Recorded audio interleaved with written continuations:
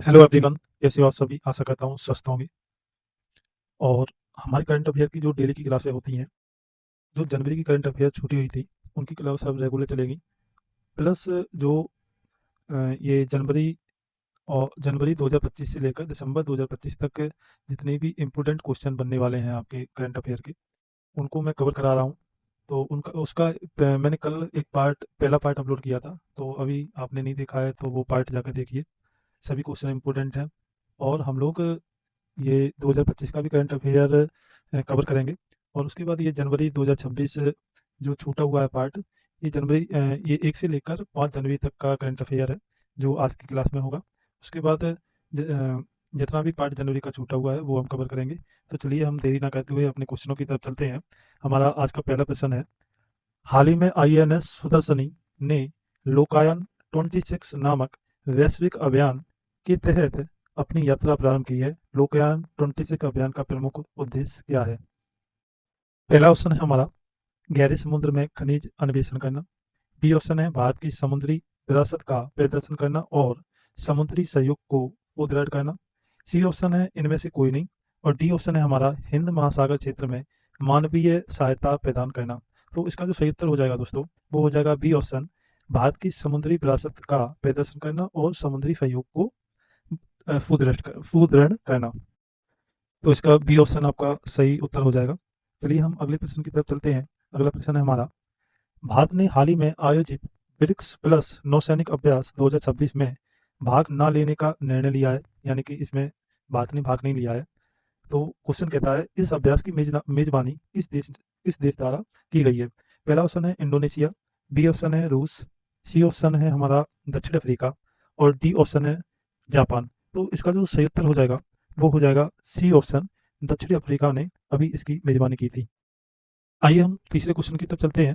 तीसरा प्रश्न होगा हमारा आज का, ग्वाटेमाला ने 30 दिनों के लिए राष्ट्रव्यापी आपातकाल की घोषणा की है। ये क्वेश्चन क्वेश्चन इंपॉर्टेंट हो जाएगा, ठीक है ना? जो देश आपातकाल लगाते हैं, ऐसे क्वेश्चन एग्जाम में बनते हैं और ऐसे क्वेश्चनों को आपको ध्यान में रखना है। तो ग्वाटेमाला ने 30 दिनों के लिए राष्ट्रव्यापी आपातकाल की घोषणा की है। ग्वाटेमाला निम्नलिखित में से किस क्षेत्र में स्थित है? पहला ऑप्शन है दक्षिण अमेरिका, बी ऑप्शन है मध्य अमेरिका, सी ऑप्शन है हमारा उत्तरी अमेरिका और डी ऑप्शन है हमारा कैरेबियाई द्वीप समूह। तो इसका जो सही उत्तर हो जाएगा वो हो जाएगा बी ऑप्शन इसका राइट आंसर होगा। मध्य अमेरिका का यह देश है ग्वाटेमाला। चलिए हम अगले प्रश्न की तरफ चलते हैं, जो हमारा चौथा प्रश्न होगा आज का। चौथा प्रश्न है हमारा, नासा 2026 में आर्टेमिस सेकंड लॉन्च करने के लिए तैयार है, जो 1972 में डैश के बाद चंद्रमा पर पहला मानव युक्त मिशन होगा। तो ये 1972 के बाद अब की बार फिर भेजा जाएगा चंद्रमा पर। और ये किसके द्वारा भेजा जाएगा? नासा पर। इसका नाम क्या है? आर्टेमिस सेकंड, ये नाम याद रखना है आपको। तो ऑप्शन देख लेते हैं, अपोलो 13, अपोलो 17, अपोलो 15 या अपोलो 11। इसका जो सही उत्तर होगा वो हो जाएगा बी ऑप्शन, अपोलो 17। आइए हम अगले प्रश्न की तरफ चलते हैं।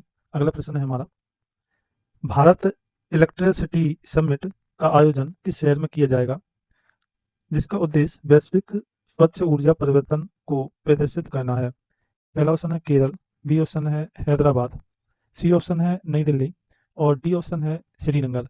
तो इलेक्ट्रिसिटी समिट जो हुई है, इसका जो आयोजन हुआ है वो हुआ है नई दिल्ली में। नई दिल्ली में इसका आयोजन हुआ है। आइए हम अगले प्रश्न की तरफ चलते हैं। अगला प्रश्न है, जनवरी 2026 में जारी हेनले पासपोर्ट इंडेक्स 2026 में भारतीय पासपोर्ट की नई रैंकिंग क्या है? पहला ऑप्शन है 80, बी ऑप्शन है 85 और सी ऑप्शन है 75 और डी ऑप्शन है 90। तो इसका जो राइट आंसर हो जाएगा, जो ये पासपोर्ट की रैंक है, भारतीय पासपोर्ट की जो नई रैंक है वो है ए ऑप्शन 80वीं। तो 2026 में इसकी रैंक 80वीं है, ये आपको याद रखना है। आगे चलते हैं हम लोग।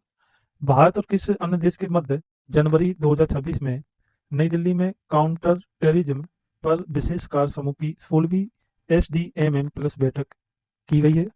तो इसका जो सही उत्तर हो जाएगा, आइए हम सही उत्तर इसका देख लेते हैं। ए ऑप्शन है वियतनाम, उसके बाद है अमेरिका, सी ऑप्शन है रूस और डी ऑप्शन है हमारा मलेशिया। तो ये 16वीं जो बैठक हुई है, ADMM प्लस जो बैठक हुई है, ये हुई है मलेशिया के साथ। तो डी ऑप्शन हमारा सही आंसर हो जाएगा। आठवें प्रश्न की तरफ हम चलते हैं। आठवां प्रश्न होगा हमारा, वर्चुअल प्रारूप में आयोजित छठी आसियान भारत डिजिटल मंत्रियों की बैठक की थीम क्या थी? तो ये वर्चुअल रूप से की गई है आसियान और भारत डिजिटल मंत्रियों की बैठक। इसकी जो थीम थी वो क्या थी? आइए हम देखते हैं। डिजिटल आसियान, स्मार्ट भविष्य, कनेक्टेड आसियान, डिजिटल परिवर्तन, या फिर आसियान भारत डिजिटल साझेदारी। और डी ऑप्शन है हमारा अनुकूलनशील आसियान, कनेक्टिविटी से संबंध, बुद्धिमत्ता तक। तो इसका जो सही उत्तर हो जाएगा वो हो जाएगा डी ऑप्शन, अनुकूलनशील आसियान, कनेक्टिविटी से संबंध, बुद्धिमत्ता तक।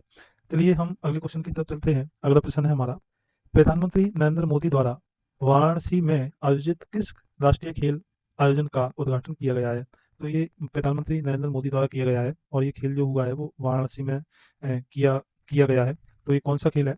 बात 72वां राष्ट्रीय फुटबॉल टूर्नामेंट, या 72वां राष्ट्रीय वॉलीबॉल टूर्नामेंट, खेलो इंडिया यूनिवर्सिटी गेम, या डी ऑप्शन है हमारा राष्ट्रीय एथलेटिक चैंपियनशिप। तो इसका जो सही उत्तर हो जाएगा वो हो जाएगा बी ऑप्शन, 72वां राष्ट्रीय वॉलीबॉल टूर्नामेंट का उद्घाटन नरेंद्र मोदी द्वारा किया गया है। आज का हमारा लास्ट क्वेश्चन होगा। लास्ट क्वेश्चन है हमारा, कौन सा भारतीय राज्य अपने सरकारी कर्मचारियों के लिए 8वां राज्य वेतन आयोग गठित करने वाला पहला राज्य बन गया है? ये क्वेश्चन इंपॉर्टेंट है। अभी 8वां वेतन आयोग जो बनाया जा रहा है, तो ये क्वेश्चन जो पहला राज्य जो बना है 8वां राज्य वेतन आयोग गठित करने वाला, वो कौन सा राज्य होगा? उत्तर प्रदेश, बी ऑप्शन है महाराष्ट्र, सी ऑप्शन है कर्नाटक, और डी ऑप्शन है हमारा असम। तो इसका जो सही उत्तर हो जाएगा वो हो जाएगा असम। असम ने ऐसा किया है कि 8वां राज्य वेतन आयोग को गठित किया है। चलिए आज के ये 10 प्रश्न थे।